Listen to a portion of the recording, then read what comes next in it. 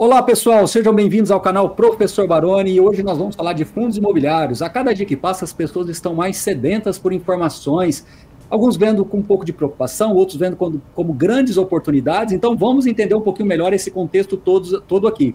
E para falar com vocês, eu trouxe três convidados muito especiais. O primeiro deles, Mauro Lima, sócio-diretor da Interasset. O outro, Guilherme Almeida, vocês conhecem ele também, ele está agora na Interasset como gerente de Real Estate, e o Vitor Duarte, que é diretor de investimentos da Suno Asset.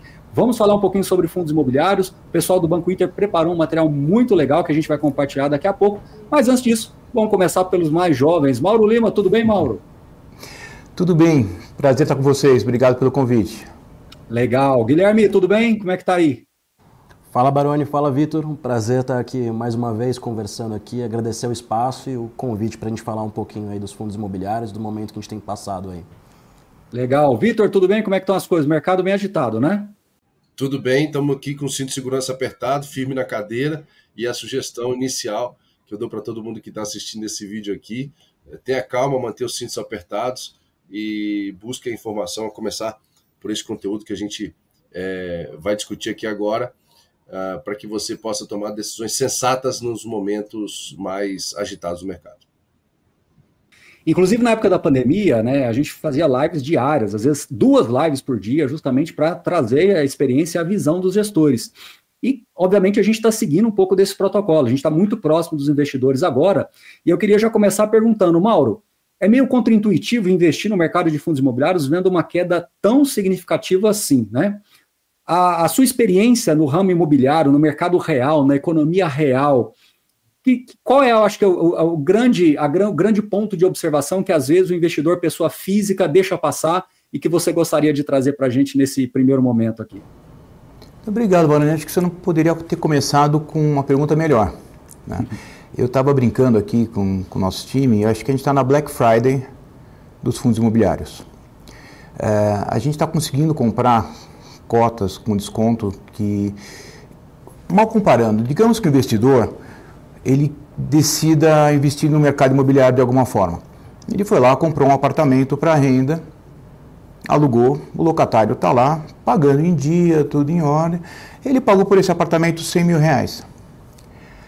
Aí, o Banco Central, por questões macro, precisou subir a Selic, e um cara falou, olha, sabe esse apartamento que vale R$100 mil, tem um locatário, o cara está pagando em dia, eu quero comprar ele por 70 mil. E o cara vai lá e vende. Quer dizer, a menos que ele precise de 70 mil, não faz sentido vender agora. O patrimônio continua valendo 100, o locatário continua lá, continua pagando em dia. E aí, extrapolando um pouquinho, faz de conta que ele tem um vizinho que também comprou apartamento por 100, que também alugou, que também está recebendo em dia, e o vizinho topa vender por 100. Você acha que o cara tem que vender o dele ou comprar o do vizinho? Né? Eu compraria o do vizinho. Então, mal comparando, eu acho que é meio por aí. Nós estamos numa Black Friday. Tem muitos ativos valendo 100, locados, saudáveis, mas por uma questão macroeconômica, tem gente vendendo 70. Eu acho um pouco contrassenso. Legal. Antes de passar para o Guilherme, que ele trouxe uns slides bem bacanas, Vitor, deixa eu te ouvir. Nesse exato momento, a gente consegue discernir um pouquinho fundo de papel, fundo de tijolo, ou você acredita que as pessoas misturaram, né? Você que tem muita experiência com crédito, você acredita que as pessoas estão misturando a percepção de risco entre papel e tijolo, colocaram tudo na mesma cesta e enfim, as pessoas não estão conseguindo discernir sequer o tipo de risco atinente a cada um dos fundos imobiliários? A resposta é sim. E por quê? Porque tem fundo que tem uma carteira indexada a CDI caindo. CDI está subindo. Meu Deus, tudo caiu. Não, mas espera aí, mas aquele fundo vai aumentar o dividend yield. O valor por cota vai ser maior. E está caindo do mesmo jeito. Então, Baroni, a minha impressão é exatamente o que você falou. As pessoas colocaram tudo no mesmo bolo e estão saindo correndo sem sequer saber o porquê. Então, eu vou pegar o exemplo do Mauro, que é muito bom. O apartamento está 70 mil. O cara nem foi lá ver, ele já subiu o anúncio dele lá na OLX, lá no site, no Zap, Imóveis, sei lá o quê, para vender o dele a 70, sem ter ido lá ver. Será que está pegando fogo? Será que tem um caminhão de mudança na frente, o cara está fazendo mudança, está saindo e não vai estar mais alugado? Talvez tenha algum problema específico, mas o cara nem foi ver se tem um problema específico, e aqui a gente estava dizendo, não tem um problema específico, a gente está olhando o prédio. Né? A gente está olhando, as crianças estão brincando lá no playground, está tudo bonitinho. Então, fundo de papel caindo, tanto quanto tijolo, sendo que a duration, quer dizer, o prazo médio da carteira de papel é mais curto do que o prazo de tijolo, até porque tijolo é eterno, tijolo não tem vencimento. Quando eu falo de duration, tentando não complicar muito, mas é um conceito importante, assim, em pouco tempo, aquele dinheiro que está num CRI vai voltar a ser R$100, uma nota de R$100 na mão do gestor de novo. Então, ele está mais fácil voltar para o par do que tijolo. Tijolo, tudo bem, está descontado, né? O apartamento vale 70, mas ninguém sabe o dia que ele vai voltar a valer 100. O papel tem a data que ele vai voltar a valer 100, a não ser que tenha uma inadimplência e a recuperação de crédito não aconteça. Então, me parece irracional o comportamento do mercado com os fundos de papel nesse momento. Inclusive, parte da carteira desses fundos é em CDI e vai aumentar a renda no curto prazo. Interessante. E vamos lá, o Guilherme trouxe uns materiais aqui junto do Banco Inter, que a gente vai... na verdade, o Inter Asset, né, que está dentro ali do Inter, eu acho que vai ser muito importante mostrar esses gráficos para a gente conseguir entender melhor. Mas essa disfuncionalidade, ela tem extrapolado, né, o mercado, justamente porque hoje a massa crítica de investidores é muito grande, né? Só que a gente tem ainda uma certa letargia das pessoas reagirem a algumas questões de mercado. Então, ao passo que algumas pessoas começarem a perceber que a economia real está mantendo uma certa dinâmica de locações, de redução de vacância, vários fundos, por exemplo, de logística, né? Eu até fiz uma live há poucos dias no meu canal aqui, e eu comentei exatamente sobre isso, né? Alguns fundos de logística anunciando menor vacância histórica, alguns anunciando reajustes revisionais muito acima da inflação. Então, dentro da economia real, a gente não está conseguindo ver esse descompasso, essa disfuncionalidade que a gente está vendo agora dentro do mercado listado. Então, são dois ambientes de negociação bem diferentes. Mas, Guilherme, eu vou colocar na tela, já está inclusive na tela nesse exato momento, o material que a Interasset preparou para que a gente pudesse falar um pouquinho. Ao seu comando aqui, eu vou passando os slides, tá? Beleza, acho que, Baroni, só complementando o ponto do Vitor ali, o que você acabou de falar, eu ia seguir bem nessa linha. O Vitor falou, você vai olhar e o imóvel tá lá, tá alocado, não tá pegando fogo, não tem nada de errado. Não só isso, é o que você falou, no mercado real a gente vê os indicadores melhorando, né? Então, os índices de vacância caindo, a revisional dos aluguéis vindo melhor do que o esperado, shopping centers, quando a gente fala, shopping centers entregando resultados muito bons, né, aos portfólios, lajes corporativas, escritórios que muito se duvidou sobre o segmento nos últimos trimestres, vem recuperando aí, notícias positivas no geral, e mesmo assim, com essa melhora, o mercado vem precificando aí o investidor, os ativos, como se tivesse um problema no ponto central, né, no mercado real, de fato. Se me permite complementar, eu não vi nenhum aluguel baixando em 2024. E lembrando que a receita, os dividendos que a gente distribui, vem do aluguel. Então, essa preocupação, essa venda, a fonte de renda continua saudável. O ativo continua saudável. Então, a Selic não devia influenciar tanto. E mais do que isso, né? Eu acho que mais do que isso, é importante ressaltar também que os fundos hoje, eles entraram num modo de gestão ativa que, na minha visão, é perene, né? Então, os fundos, eles vão distribuir um resultado recorrente, mas a tendência é que nós tenhamos mais resultados não recorrentes, e que os não recorrentes passe a ser algo natural dentro do escopo dos fundos imobiliários, como a gente vê em outros mercados mais maduros. Então, acho que isso também é uma outra vertical que os investidores de fundos imobiliários não estão conseguindo visualizar com tanta clareza. Quando a gente olha, né, a gente falou sobre a questão da economia real, né, de vacância histórica baixa, revisionais positivos, eu quero adicionar um terceiro elemento que é muito importante, que é o seguinte: as vendas que estão acontecendo dentro dos fundos imobiliários de ativos estão trazendo taxas internas de retorno significativamente elevadas e maiores do que os laudos de avaliação. Então, nós temos uma terceira camada de segurança que está passando desapercebida por alguns investidores também, e que nessas horas é difícil visualizar, porque a taxa de juros ela coloca uma nuvem na frente do investidor, que ele tem dificuldade de enxergar. Por isso que eu falo que nós temos dois grandes blocos: aqueles que estão assustados com as quedas e com as perdas patrimoniais, e outros que estão enxergando como oportunidades únicas. Então, aqui a gente não quer um jogo de certo ou errado, é uma questão de trazermos para vocês as visões para que vocês possam tomar as melhores decisões, né? Os juros futuros realmente estão subindo, essa instabilidade está muito alta, mas, por outro lado, os fundos estão, em sua grande maioria, gerando os resultados e crescentes. Vitor, desculpa, Baroni, Guilherme, sem querer... Sim. Desculpa, Sim. Só complementando isso, sem querer atrasar muito o Guilherme, salvo engano meu, 2024 foi recorde de investimento estrangeiro em fundos imobiliários aqui no Brasil. Se deve ser estatística melhor que eu, mas isso quer dizer o quê? Os americanos, notadamente, que investem em REITs há muito mais tempo que a gente, eles estão vendo no Brasil uma oportunidade por conta desse desconto que a gente tem nas cotas. Estou certo? É por aí. Está certo, inclusive os ETFs e os fundos globais, né, estão olhando mais para os fundos imobiliários, e hoje eles já têm uma fatia bem mais relevante, né? Então, inclusive, estamos aguardando aí os dados mais atualizados, que devem passar a ser publicados no início do ano que vem novamente, justamente para a gente corroborar com essa premissa que, ao que parece, ela vai ficar cada vez mais evidente à medida que os novos dados forem surgindo, né? Mas vamos lá, Guilherme. Está com você aí, pode seguir. Fechado. Deixa eu passar aqui, então. Eu já passei para você. Boa. Obrigado, Baroni.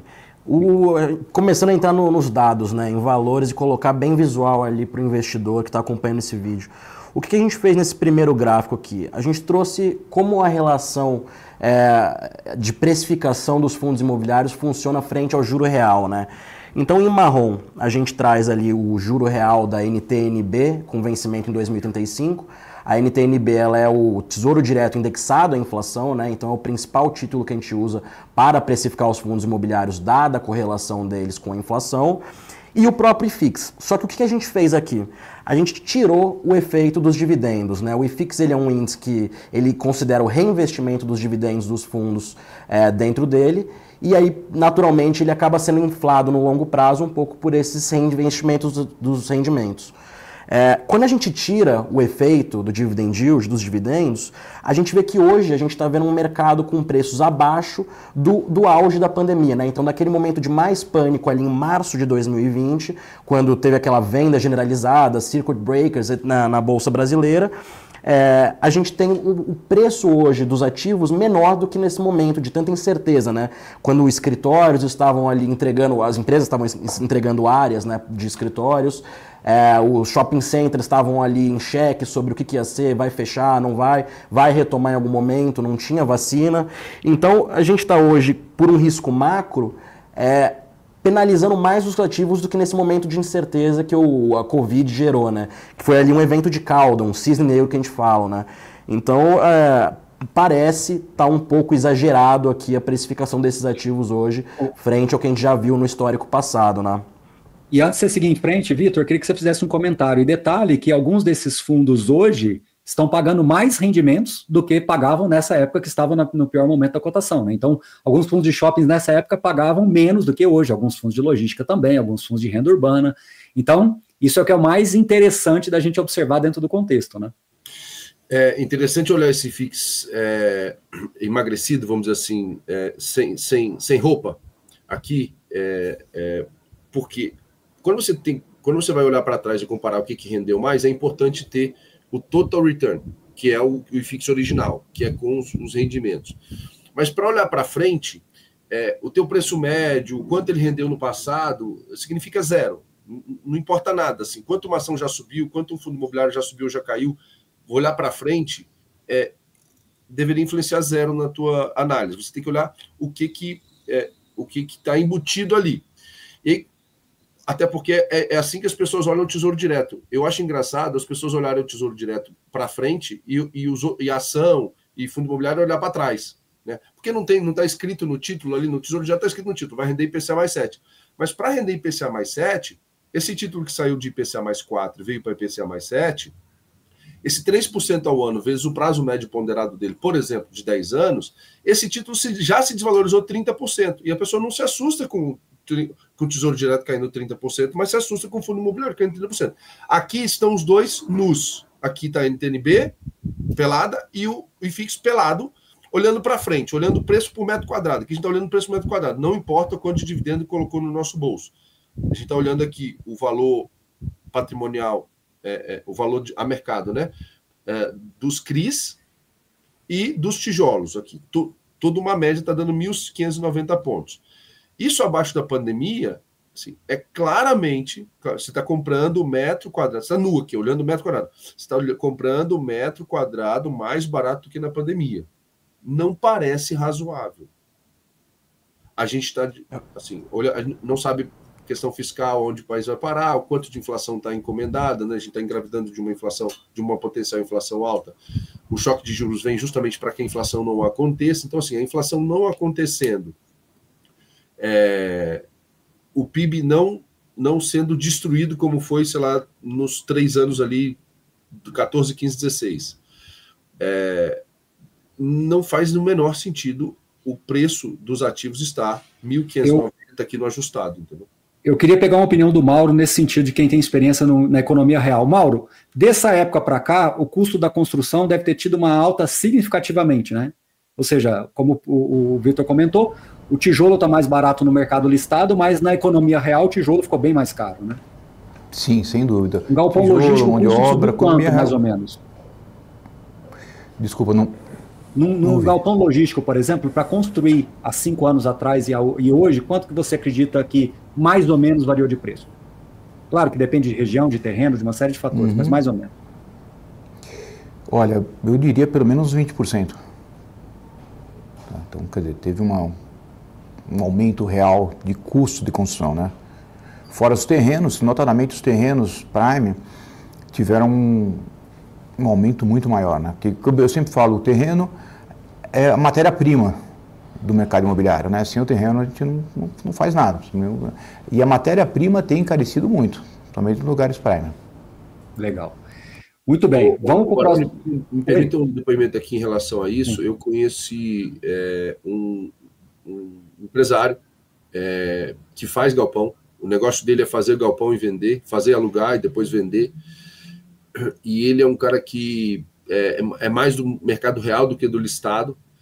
E ele, olhando o que tem do mercado listado, ele falou assim, eu não vou construir nenhum galpão. Porque palavras dele, tá? No onde tem esse número, palavras dele. Eu comprar as cotas desses fundos aqui, né, de logística que ele estava olhando, a esses preços é menor do que o meu custo de construir galpão. Então, eu não vou construir um galpão. Eu vou comprar as cotas desses fundos aqui. E ele, com uma posição um pouco maior, falou, eu vou encher a paciência do gestor para vender um galpão desse, ou 2 ou 3, para mostrar para o mercado o valor daquilo ali, que quando você está dizendo que o laudo vale 100, vale 100, vale 100, ninguém acredita. Aí você vai lá e vende por 98. Você vai lá e vende, aí fica R$98 lá dentro do fundo e a cota está 70. Vou usar a mesma proporção que o Mauro aqui. Aí vai ficar mais claro para todo mundo como que o preço está errado. Então, quem entende muito mais de galpão que eu está comprando cota de fundo e não está construindo galpão, segundo ele, porque o custo de construção está maior do que os ativos listados. Vitor, se me permite complementar, sem querer falar muito, usar muito o microfone, o nosso fundo de logística, hoje, a mercado, está R$ 2.500 o metro quadrado. Está abaixo do custo de reposição, né? Se você pegar quanto está avaliado por uma avaliadora independente, está perto de 4 mil. Então, você está comprando um negócio que tem uma avaliação independente, um tijolo que vale 4 mil, por 2.500. Ou na outra ponta está vendendo, né? Por 2.500. Por que vender?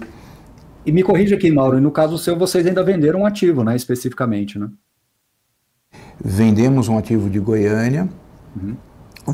Estamos tendo, né, um recebimento parcelado, recebemos um pedaço do preço agora nesse semestre, um pedaço do preço vai ser pago no primeiro semestre de 2025 e a parcela final no segundo semestre de 2025. Então, nesse fundo que a gente tem, ele está bastante saudável e distribuindo bastante rendimentos nesse último semestre e durante o ano 2025 inteiro. Mas o que eu quero dizer é o seguinte, a venda do galpão que vocês fizeram, ela foi muito mais em linha com aquilo que é o patrimonial real do que com o listado aqui no dia a dia, né? Sim, foi ao preço da avaliação. Sim. Preço daquele preço que foi avaliado por esse avaliador independente, foi o preço da transação. Então, não vendemos a 2.500. Exato. Nesse próximo slide aqui mostra, né, eu queria até que o Guilherme assumisse aqui de novo, mas mostra, né, Guilherme, que as pessoas precisam tentar rebalancear aquilo que é viés financeiro e viés imobiliário, uma coisa que eu sempre procuro, cada investidor dá um peso. Quando você vê um fundo imobiliário, quanto que você dá de peso imobiliário, quanto você dá de peso financeiro, né? E eu acho que esse slide representa muito bem que as pessoas às vezes são levadas a dar muito mais peso financeiro do que imobiliário. Não estou querendo dizer que tem um percentual ideal, mas às vezes nessas horas a gente vê uma discrepância grande, né? É isso aqui, acho que só antes de entrar no slide, complementando, Baroni, você fez um comentário que o rendimento dos fundos tem subido, né, desde a época da pandemia até agora. Acho que vale colocar também que eles têm ficado mais robustos, né, então os fundos, conforme eles vão crescendo, aumentando o número de imóveis, o número de locatários, ficando uma estrutura de capital melhor, você diminui o risco também, né, então você está aumentando o retorno, diminuindo o risco, fora a questão da incerteza daquele momento, e mesmo assim a gente está com essa precificação, como o Vitor bem colocou, não razoável, né? Então aqui a gente traz basicamente o múltiplo preço sobre o valor patrimonial, né? Que nada mais é do que o preço no mercado secundário sobre o valor de laudo dos ativos ou o valor contábil dos títulos de dívida investidos. E, novamente, né? A gente vê aqui que a gente está abaixo do auge ali da pandemia, daquele momento dos circuit breakers, e num múltiplo bem abaixo do que a gente vê na média, que é basicamente dois desvios padrão abaixo da média, né, que a gente coloca aí no gráfico. Então, em primeiro, aquela linha contínua é a média, abaixo tem uma primeira pontilhada que é um desvio padrão e abaixo são dois desvios padrão, né? Então, mais uma vez mostrando aí o quanto esse preço frente ao valor real dos imóveis e dos títulos de dívida, né, contábil, tá bem descontado aí frente ao histórico recente que a gente tem de alguns momentos de estresse. Muito bem. Vamos lá, seguindo em frente aqui, mais uma comparação. Pode seguir, isso. Guilherme. Uhum. Aqui a gente está tirando um pouquinho do cenário como tá e qual que é o cenário que a gente vê de oportunidade, né? Então, basicamente, nesse gráfico, a gente traz ali no fundo esse juro real da NTN-B e à frente ali a linha laranja é o retorno do IFIX ao longo dos últimos anos.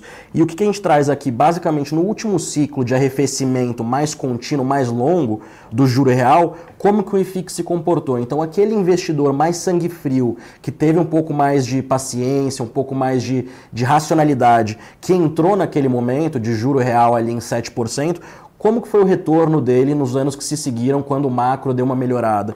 Então a gente traz basicamente aí um retorno de quase 130% no índice, isso, o investidor que tem uma carteira boa ou algum gestor ajudando ele tende a performar melhor, mas basicamente um retorno na média de quase 130% em 4 anos, ou seja, mais de 20% de retorno por ano, anualmente, né? Então, assim, o que a gente quer trazer é justamente essa racionalidade que o Vitor também colocou para o investidor, de às vezes ele parar, olhar e falar, para de olhar para trás e olha um pouco para frente, olha o preço que está isso daqui, olha o quanto vale, olha a oportunidade que você pode estar tendo na sua frente aí e você está mais em pânico pelo que estão falando aí em vídeo do YouTube, em Instagram. Então, é isso que a gente quer trazer nesse slide, Baroni. Ô, Vitor, só que tem uma grande diferença, né? Nesse recorte aí que o Guilherme trouxe para a gente, nós éramos, no final desse ciclo aí, né? Vamos colocar, durante boa parte desse tempo a gente era menos de 100 mil investidores, depois vamos para 200 e depois que a gente dá uma esticada lá em 2019. Mas hoje a massa crítica é muito maior, nós estamos falando de 2 milhões e 700 mil investidores. Isso muda muito também a percepção, olha só o que eu vou dizer, hein? A percepção do risco e não o risco em si. Eu, Baroni, agora vou dar minha opinião, nessa época o risco, na minha visão, era maior, mas a percepção do risco era menor. Hoje nós temos uma percepção de risco maior. E isso, dentro de uma base de investidores 10, 15 vezes maior, se torna uma escala geométrica. Correto, Vitor, meu raciocínio? Ou você pode discordar, hein? Fica à vontade. Não, correto, porque assim, enquanto estava falando bem coloquialmente, assim, enquanto estava subindo, uma pessoa viu, enquanto estava caindo, 10 viram. É isso que você está dizendo, né? Na parte boa, só tinha nós aqui para ver. Na parte ruim, toda a torcida do Corinthians e do Flamengo estava junto, né? O fundo sendo mais popular, ele é mais comentado. É bem verdade, Baroni, que na próxima pernada de alta, porque ela vai acontecer, ninguém sabe quando será. Se ela vai começar a subir a partir da semana que vem, a partir do primeiro trimestre, a partir, sei lá, ou se ela vai cair 3 anos para depois começar a subir, mas algum dia ela vai subir. Quando ela começar a subir, se começar a subir logo, muita gente vai assistir. Se demorar, sei lá, 3 anos de queda para começar a subir, talvez essa população tenha abandonado, tenha saído, e mais uma vez só a meia dúzia que ficou, que vai ver subindo, né? Tem esse fenômeno também. A pandemia, ela foi uma crise, na minha opinião, até deseducativa, porque ela caiu rápido e ela subiu muito rápido. Então as pessoas viram, não, crises são rápidas, né? E não é bem assim. 2008 não foi tão rápido, de 2011 a 2015 não foi rápido. A gente não sabe o tamanho e a extensão dessa que a gente está vendo agora. A parte ruim dessa crise é que, quando ela demora muito, e ninguém sabe quanto tempo vai demorar, ela vai tirando as pessoas. Um joga a toalha, 2, 10, 15, 20, esse número vai emagrecendo, e aí na parte boa, infelizmente, o número de pessoas que assiste, que experiencia, é menor, né? E por isso que o barulho na queda é muito maior do que o barulho na alta. Muito bem. Ô Mauro, eu acredito, antes da gente passar para o próximo slide, eu acredito que vale uma ponderação sua, trazendo também mais uma vez a sua experiência na economia real.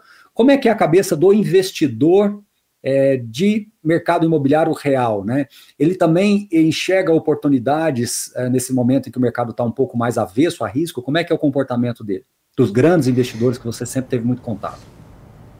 Então, obrigado. A visão é sempre de longo prazo. O investidor imobiliário não vê o investimento imobiliário como investimento em ações, né? Que você compra agora, vende daqui a uma semana, daqui a um mês, é longo prazo. Então, com certeza, os grandes investidores estão investindo mais, né? Tanto vamos falar dos fundos imobiliários, quanto os tijolos, né? Você vê por aí, por exemplo, aqui em São Paulo, que tem de lançamento, recorde de lançamento e recorde de venda de apartamentos, né? Até no contrafluxo dessa dicotomia com a Selic, recorde de vendas também. Então, os grandes investidores estão vendo muito bom a oportunidade, vamos seguir crescendo, vamos conseguindo, sempre com a visão de longo prazo, né? Sempre falo também, fundo imobiliário, cota de fundo, você não compra hoje para vender daqui a um mês, né? Você compra, está investindo um ativo, comprando um pedaço de um portfólio ou de um ativo para usufruir da renda dele por um tempo, de longo prazo, e lá na frente, se decidir, reciclar o portfólio.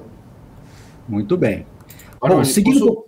Pode, claro. Um comportamento, não do investidor estrangeiro grandão, das pessoas normais, das pessoas que estão assistindo aqui, por exemplo. As pessoas normais são assim, nossa, teve uma crise e tal. Eu lembro claramente em 2008, na crise de 2008, um amigo meu também trabalhava no mercado junto comigo, né?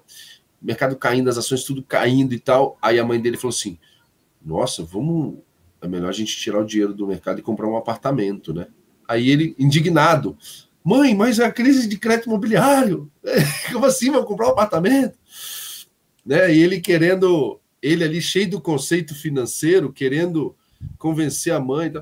Mas o comportamento médio, às vezes, do brasileiro médio que tem uma poupança, na hora da crise, ele vai porque ele acha que é mais seguro. Então, isso abre esse gap ainda mais. Quer dizer, o valor do apartamento pode ser uma sala comercial, pode ser um galpão, pode ser um terreno. Terreno, né? O valor do imóvel tende a subir porque a pessoa quer sair do risco, né? E quer ir para uma coisa que ela julga ser segura, terra agrícola também. O cara compra terra, o cara compra um terreno urbano, um imóvel urbano, e sai do que é listado. Então, esse gap, ele tende nos momentos de crise, ele se acentuar, porque o sentimento popular, e aí não tem certo e errado, uma discussão que já colocou, não tem certo e errado. Financeiramente está errado, mas assim, quem sou eu para falar que essas pessoas que compram imóveis estão erradas?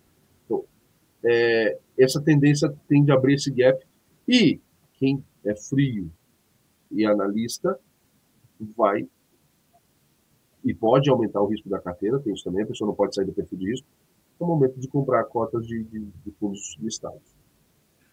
Bom, Guilherme, agora vamos falar um pouquinho sobre fundos de papéis, fundos de CRIs. O que você tem o que você preparou para a gente aí de slide? Boa, acho que aqui a gente coloca os próximos 2 slides, são trazendo em perspectiva, com alguns exemplos, os fundos de CRI e também os fundos de tijolo. A gente usou a janela o corte de logístico para o de tijolo, mas vamos passar aqui a primeira parte de crédito. O que a gente está vendo hoje, basicamente, com o desconto que os fundos de papel estão no mercado secundário hoje, então sendo penalizados aí 5, 10, 15, 20% às vezes, o que acontece é o equivalente a você comprar a carteira de títulos ali, de dívida desses fundos, com deságio, né, que a gente fala. E quando isso acontece, a gente tem uma dicotomia que é basicamente entre risco e retorno. O risco daquela carteira é o risco que o gestor comprou lá atrás, é o risco ali de aquisição. Então a gente está falando, por exemplo, de um gestor que comprou uma carteira de crédito, um portfólio, a um risco médio de IPCA mais 8. Quando a gente vê esse deságio, o que a gente percebe é que o risco se manteve o mesmo, só que o retorno que você consegue implícito através da aquisição no mercado secundário é muito maior. Então a gente diz que você está tomando um risco de IPCA mais 8 e sendo remunerado a IPCA mais 13, por exemplo, né? Então aqui a gente traz basicamente nesse gráfico isso. Em laranja é a taxa de fato de aquisição, ali é a taxa dos portfólios real, né, a patrimonial. E esse laranjinha mais claro, né, quase que rosa, é a taxa adicional hoje, desse recorte que a gente pegou, dessa amostra de fundos de CRI, que você consegue comprando ali no mercado secundário hoje. Então acho que o Vitor está olhando isso muito mais de perto, pode contribuir também, mas é essa ideia que a gente quer trazer aqui, como o risco, novamente, se manteve constante, só que o retorno está maior para quem souber aproveitar agora, né? Então, inclusive, antes de passar para o Vitor aqui, eu queria já passar a bola para ele de um jeito até diferente, Vitor. Alguns investidores estão preocupados com o alcance dessa crise que está se desenhando, né? Essa crise macro que está se desenhando. E eu queria que você fosse muito, assim, eu diria, pragmático na resposta. Você vê um aumento substancial no risco de crédito das operações, olhando na média de mercado, olhando naquilo que é o seu dia a dia, naquilo que você acompanha? Quanto um investidor de fundo de CRI, que tem hoje lá 3, 4, 5, 6, 7 fundos de CRI, deveria estar preocupado com esse alcance dessa crise dentro da carteira em si, ali no micro? São 3 perguntas aqui, eu vou responder de trás para frente. Perfeito. Quanto o investidor deveria estar preocupado? Baixa preocupação. E o porquê? Eu vou responder as outras 2 e você vai entender o porquê. A sua primeira pergunta, que eu estou respondendo contrário, foi se o risco aumenta. E quanto aumenta? Se aumenta substancialmente.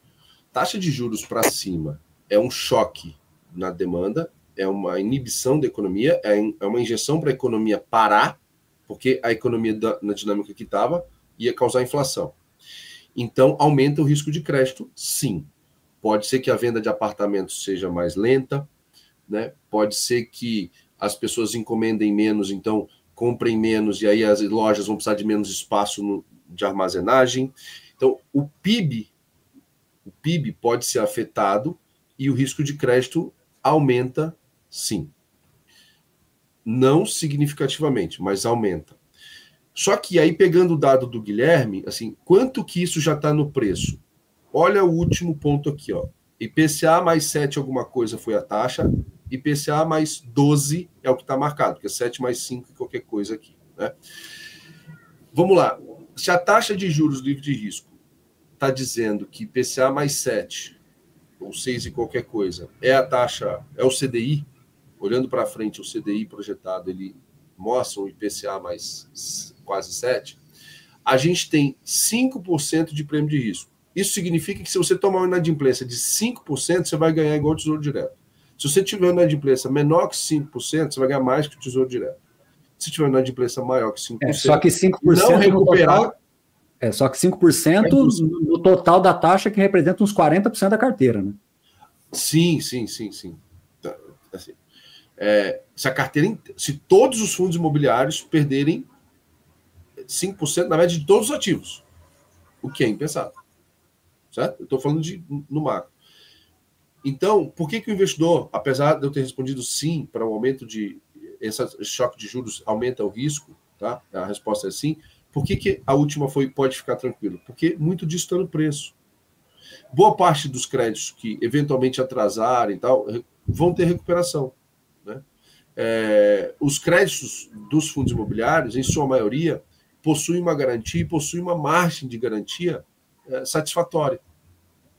Então, provavelmente o investidor que tem 5, 6 fundos imobiliários de CRI não vai sofrer, não vai perceber uma perda permanente de capital, que é quando você empresta e não recupera o capital, parte do capital. Você perde os juros e mais o capital. Isso é uma perda permanente de capital. Provavelmente esse investidor não vai sentir nenhuma perda permanente de capital. Entendi. Então você não está querendo dizer que hoje um fundo que tem 50 CRIs na carteira, ele não está com, sei lá, 10 CRIs o tempo todo ali já negociando, não. A gente não está ainda com uma crise assim já iminente nas operações. Não? Isso não é a realidade sua aí como gestor.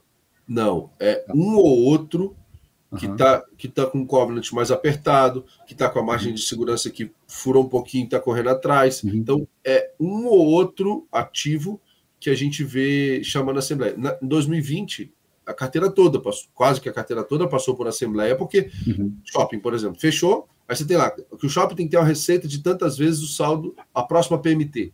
A receita foi a 0. E o condomínio gastando, né? Foi negativo no fluxo de caixa dos shoppings aqui nessa época. Então você precisou parar para resolver isso. A gente está longe disso, muito longe. Tá.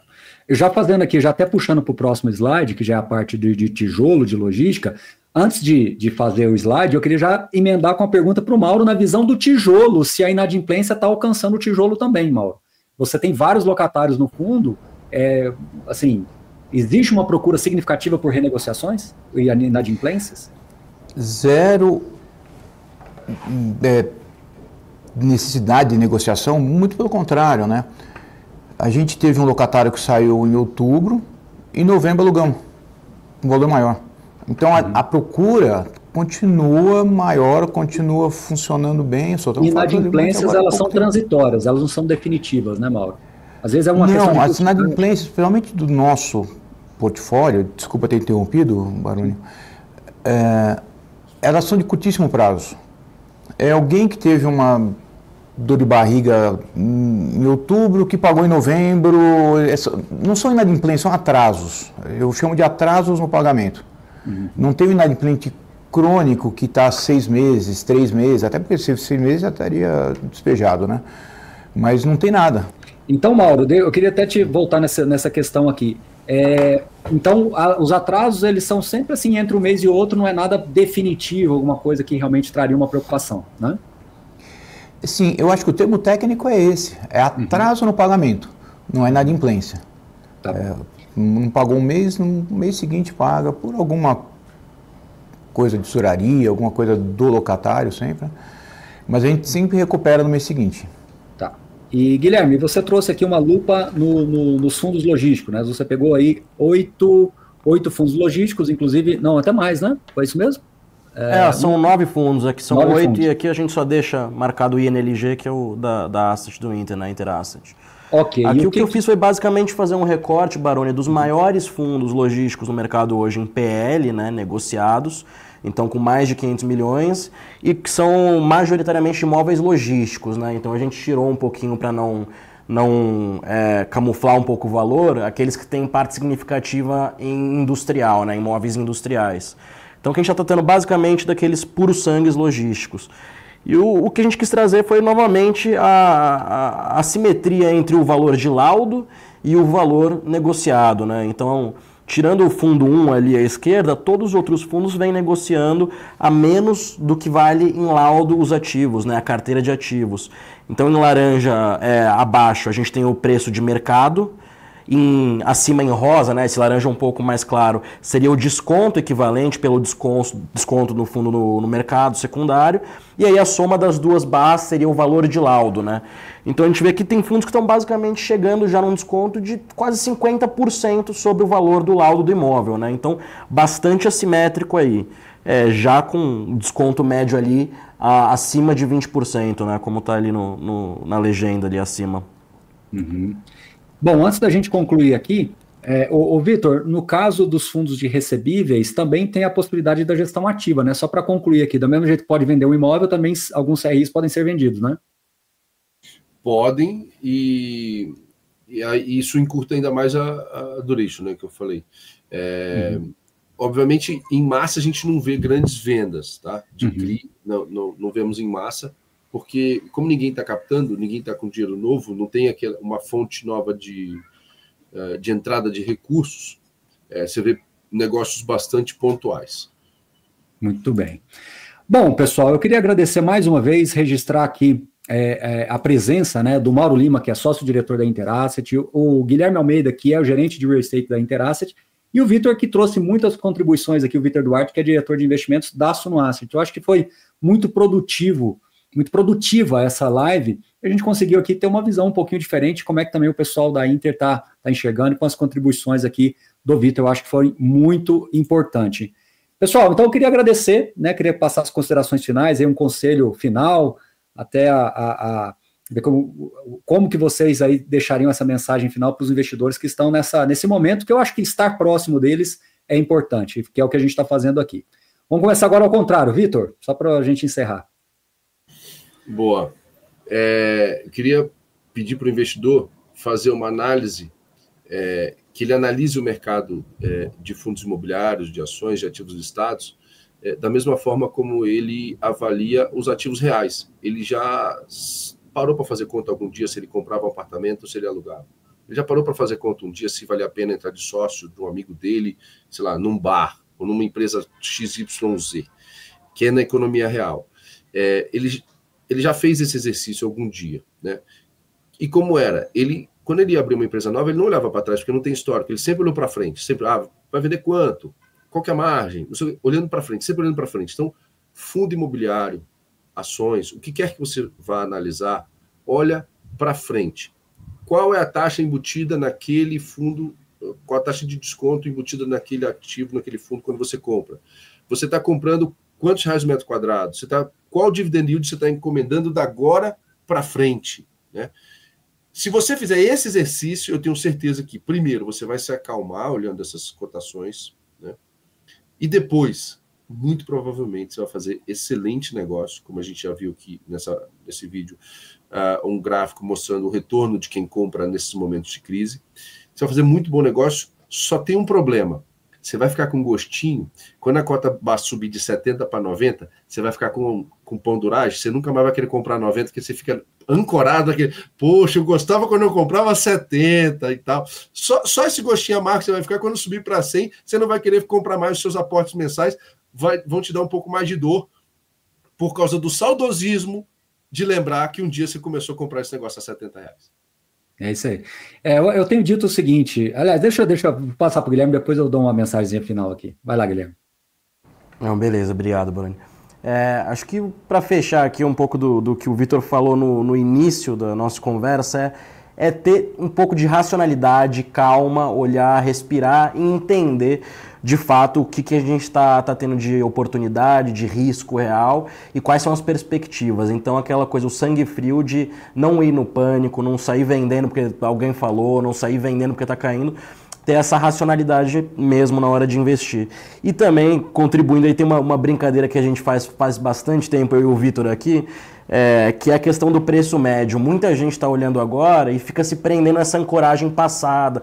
Não, porque eu comprei a 90 e agora está 70, então eu não quero realocar meu portfólio por causa disso.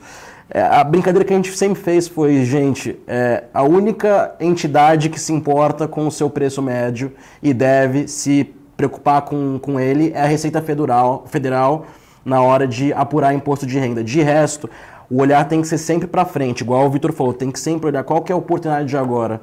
esse ativo que eu tenho aqui, que está com 10% de prejuízo, tem um outro que daqui 12 meses vai performar melhor, é isso que a gente tem que olhar e de fato trazer essa visão de como está a oportunidade agora em vários ativos aí nessa Black Friday, como o Mauro bem colocou aí, no mercado atual. Então acho que é isso do meu lado e mais uma vez agradecer o espaço, Baroni, Vitor, para a gente fazer essa conversa aqui e tentar trazer um pouco mais de racionalidade aí para esse mercado que a gente vive no dia a dia, né? É isso aí. Mauro, e sua mensagem final? Bom, primeiramente, muito obrigado, Baroni, Vitor, Guilherme, parabéns pela apresentação. É sempre um prazer conversar com vocês. Eu acho que quanto mais a gente melhorar a comunicação, ficar mais próximo dos cotistas, dos investidores, melhor para todo mundo. Eu falava na época da pandemia que pandemia não combina com pânico. Assim como agora nós estamos passando uma época conturbada, econômica, combina com pânico. Então, vamos com calma. Fiquem próximos, eu acho que a nossa asset é muito aberta. Tem alguma dúvida sobre qualquer fundo, sobre qualquer fato relevante, sobre qualquer ativo, entre em contato com a gente responde absolutamente a todos que entrem em contato. Quanto mais informações a gente puder passar para vocês, mais conhecimento e mais decisões bem balizadas vão tomar. Tá bom? Muito obrigado. Um grande abraço. E eu quero concluir aqui do meu lado dizendo o seguinte, eu acho que pessoa física, ela não deveria se preocupar tanto em fazer timing, ela deveria se preocupar muito mais em ter uma carteira estruturalmente adequada ao perfil dela, esse é o primeiro ponto. E o segundo ponto que eu queria dizer é que, assim, comprar fundos imobiliários agora seletivamente não é garantia de nada, nenhum de nós aqui falou isso, mas existe uma probabilidade de você estar fazendo um bom negócio. Né? Você estará fazendo o melhor negócio possível, garantia do melhor negócio possível? Com absoluta certeza, não, a gente nem pode falar isso. Mas eu acho que nos preços atuais, nas condições atuais, nas margens atuais, existe uma boa chance de você estar fazendo um bom negócio. Então, aí que entra a questão das fases do investidor. A cada momento que o mercado nos dá essas oportunidades, são alguns anos a menos de acumulação você vai ter para a sua aposentadoria. Você acelera o seu plano de aposentadoria. Isso é uma questão, uma fórmula logarítmica mesmo, para você dobrar o seu capital a 0,6 é uma coisa, a 0,8 é outra coisa, a 0,9 é 1%, ou seja, você tem uma possibilidade de acelerar e ganhar alguns aninhos a mais aí de aposentado na sua renda passiva de fundos imobiliários. Mas, enfim, isso aqui é uma outra história. No mais, eu quero agradecer a todos vocês, o pessoal da Inter, a Suno também aqui que veio como gestora fazer as contribuições. No mais, um grande abraço a todos vocês e até a próxima. Valeu, turma. Obrigado.